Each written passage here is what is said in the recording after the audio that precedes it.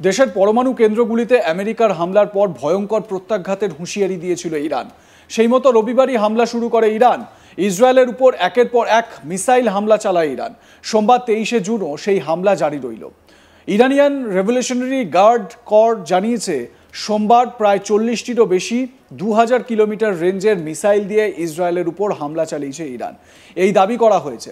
এই মিসাইলগুলির মধ্যে ছিল শক্তিশালী খোরামশার 4 মিসাইল।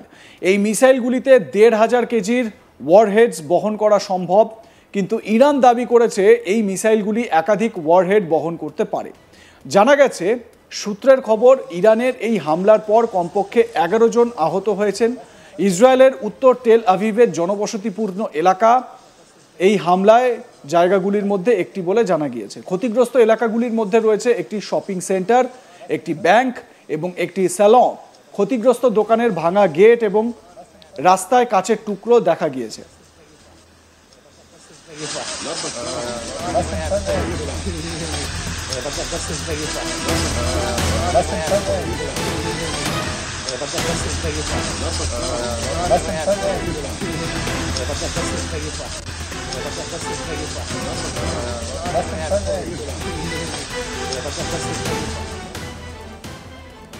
সোমবারই ইসরায়েল বড়সড় হামলা চালিয়েছে ইরানেও। সে দেশের প্রতিরক্ষা বিভাগ জানিয়েছে সোমবার ইরানের 6টি সেনা ঘাঁটি ধ্বংস করা হয়েছে।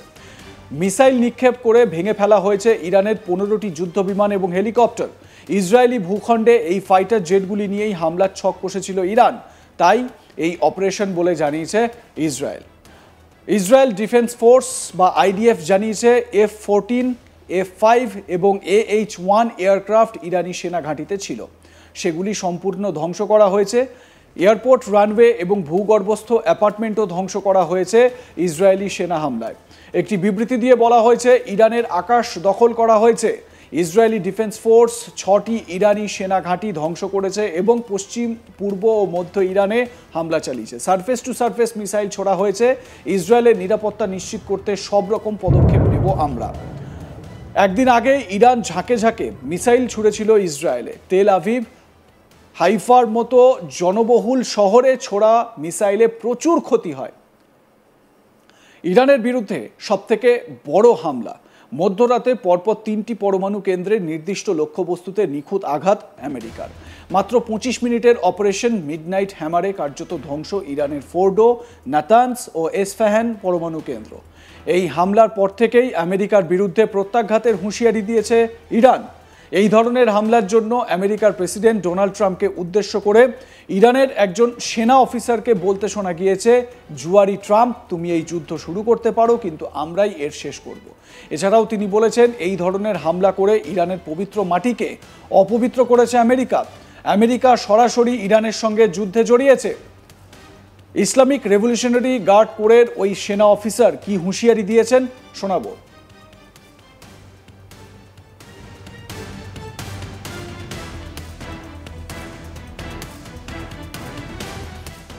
بسم الله الرحمن الرحیم وأعدوا لهم ما استطعتم من قوة ومن رباط الخیل ترهبون به عدو الله وعدوکم.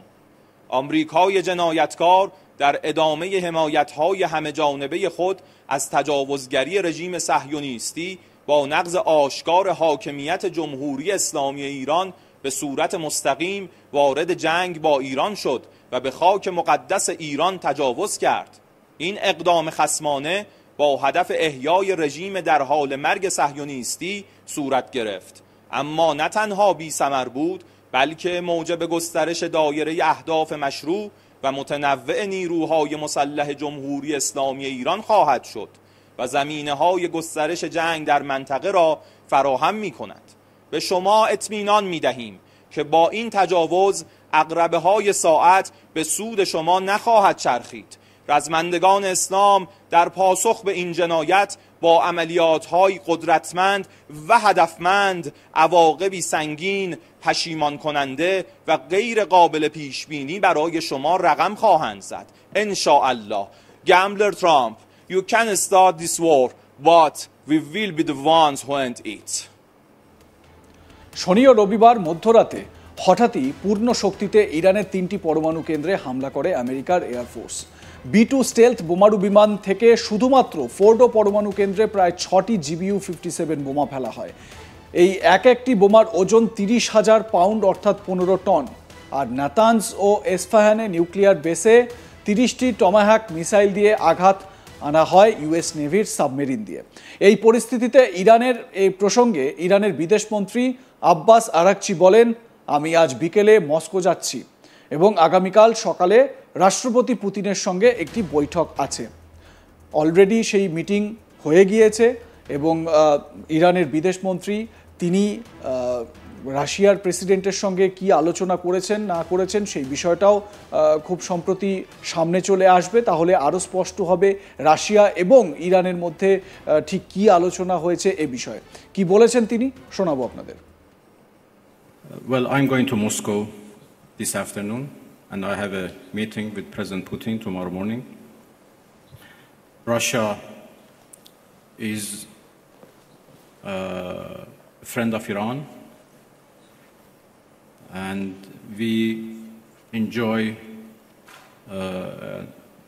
a strategic partnership and we always consult with each other and coordinate our positions.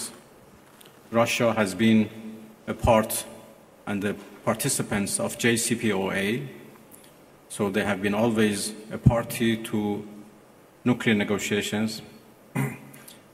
And even in the past 2-3 months that we were negotiating with the United States, we always